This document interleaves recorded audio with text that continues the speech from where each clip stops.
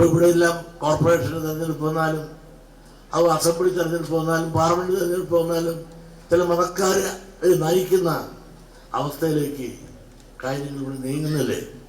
ഇതിൻ്റെ കാരണം എന്ത്? നമ്മുടെ പിന്നോക്ക അധസ്ഥിത വർഗങ്ങളുടെയും ദളിതരുടെയും വോട്ടിന് വിലയില്ലാത്തൊരവസ്ഥയിലേക്ക് കാര്യങ്ങൾ നീങ്ങുന്നു. 60 കൊല്ലമായി ന്യൂനപക്ഷങ്ങളാണ് ഇവിടെ ഭരിക്കുന്നത്. കാര്യം പറഞ്ഞാൽ ഉടനെ നമ്മൾ പറഞ്ഞ ജാതി, മറ്റുള്ളവർ പറഞ്ഞാൽ നീതി.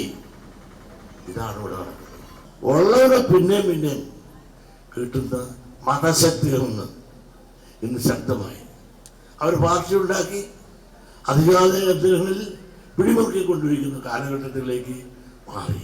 ഇന്ന് ജനാധിപത്യം മരിച്ചു, മതാധിപത്യം ഇന്ന് കൊടികുത്തി വീഴുന്ന ഈ അവസരത്തിൽ സത്യം തുറന്ന് ഞാൻ പറഞ്ഞാൽ ഞാൻ ആണ് യഥാർത്ഥ വർഗീയവാദി എന്ന് മുദ്ര കുത്തുന്ന അവസ്ഥ.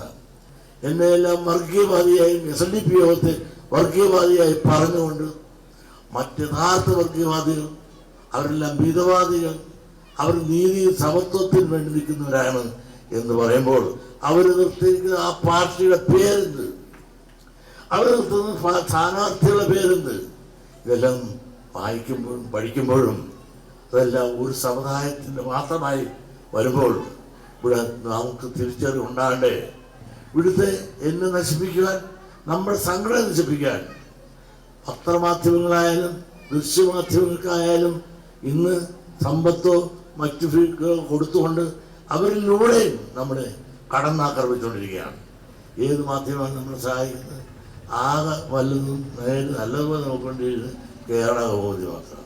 SNDP ജനറൽ സെക്രട്ടറിയുടെ ചോര കുടിക്കുവാനും വേണ്ടി നയിക്കുകയാണ് പല മീഡിയ.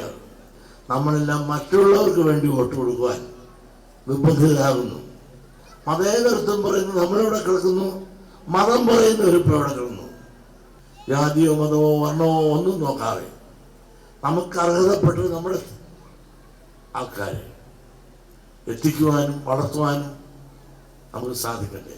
വിദ്യ കൊണ്ട് പ്രബുദ്ധരാകാൻ സാധിക്കുന്ന വിദ്യാഭ്യാസ സ്ഥാപനം എവിടെ? ആര് തരുന്നു? ഉള്ളവൻ തന്നെ മുഴുവൻ മേടിച്ചിട്ടുണ്ട്. മലപ്പുറത്തോ അവിടെ ഇവിടെ എല്ലാം മറച്ചോട്ട് പോകുമ്പോൾ ആ ഉള്ള സത്യം ഞാൻ പറഞ്ഞ അവിടെ ഞാൻ വർഗീയവാദിയായോ? ഈ രാജ്യത്ത് യഥാർത്ഥ വർഗീയവാദികൾ ആരെന്ന് നിങ്ങൾക്കെല്ലാം അറിയാം. അവരെല്ലാം ഇന്ന് കൊടികുത്തി വാഴുകയാണ്.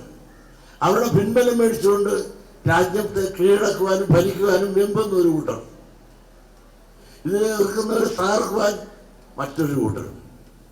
ഇതെല്ലാം ഈ അടുത്ത് വരുന്ന തെരഞ്ഞെടുപ്പിൽ നിങ്ങൾ തിരിച്ചറിവുള്ളവരായി അറിവുള്ളവരായി പ്രവർത്തിക്കുവാനുള്ള ഇച്ഛാശക്തി കൂടി സമുദായത്തിനുണ്ടാകട്ടെ എന്ന് പ്രാർത്ഥിക്കുകയും